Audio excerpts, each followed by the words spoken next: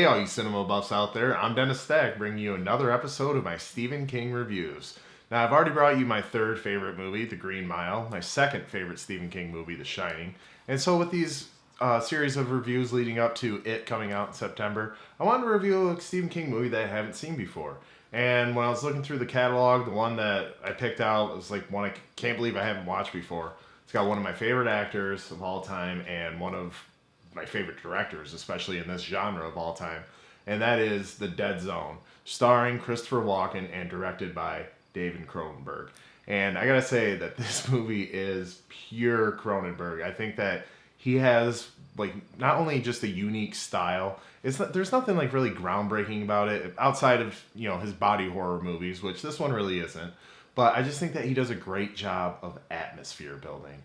It's kind of this tense, it was a real detective kind of superhero mystery almost to me, this movie. And I think that the lighting, the music, just the reclusive lead character, I think this movie is pure Cronenberg throughout. And I was surprised that there wasn't really any body horror in it. That's kind of his motif, his main thing. And so to see a lack of it was really surprising to me. And like I said, this stars one of my favorite actors of all time, Christopher Walken. And he truly carries this movie on his back. I was really impressed by his performance because if you don't believe him, if you don't sympathize with his character, this movie doesn't work at all. It's very fantastical and it's just, really far out there. Like, who would ever believe this man? But Christopher Walken, at the same time, he walks the line of, you know that he's really going through this. You believe his character, obviously, but he plays it like such a nut. And something I can appreciate about this movie, even though I've seen many kind of copycats, iterations of it since, or before actually, is that this movie is like the OG psychic detective movie. Every movie or TV show, they even made a TV show, The Dead Zone with Anthony Michael Hall, late 90s. Another variation, iteration of this story of the guy who gains psychic abilities and tries to use them for good. And I mentioned before that this movie kind of felt like a superhero movie to me.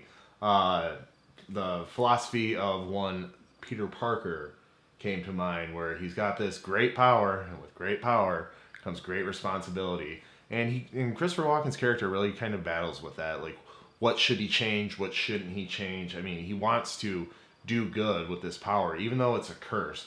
And I think that this is one of the common themes throughout this movie is very Stephen King in the sense that, this power, this gift is a curse. And also with some Stephen King themes that, are pretty common throughout his works. There's religious undertones with this.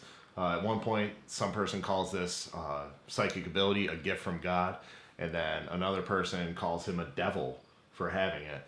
And very much like the realistic take on the psychic detective with this movie. I feel like the copycats, they kind of make it a little bit more fantastical, whether it's to stretch it, distance it from the source material, or just try to kind of build on it, elevate it maybe. But I like the fact that he's the psychic and he's got this ability and he's just like bombarded with letters of people and he's feeling very, just burdened with this power, and he doesn't want to do the things that, to be preventative, to see the future, see something horrible happen and stop it from happening. He doesn't want to be that guy. He doesn't want to have that fall on his shoulders until he sees something awful that's about to happen. And, he must take action, and really propels him in the third act to, build up to the climax. And I gotta say that this isn't a knock against the movie at all. It was just kind of strange timing on my part to watch this movie, where it depicts a kind of egomaniacal politician who chooses nuclear war when rational thought is staring him right in the face. And we're recording this episode on August 14th. It's just a little weird timing, so it kind of threw me off for a second. It was just like, geez, I talked to Nate about this movie after seeing it, and he's like, yeah, things in real life are starting to feel a little Dead Zone-y, and now I get what he means.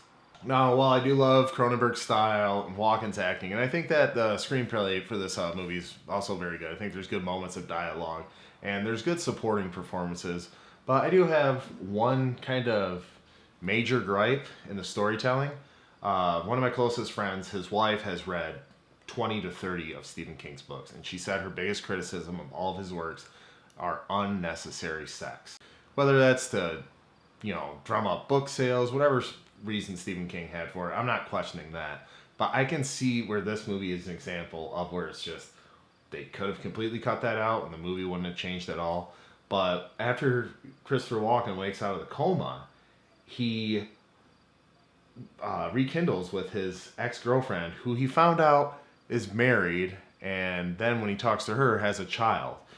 She brings the child over to the guy's house, puts the baby down, they have sex, and like in the next scene, Christopher Walken's holding the baby. In my head, I'm automatically sympathizing for the husband. Like, oh my god, his wife just cheated on him, and then he's holding his kid. I would be furious if I was that girl's husband and I knew what was going on.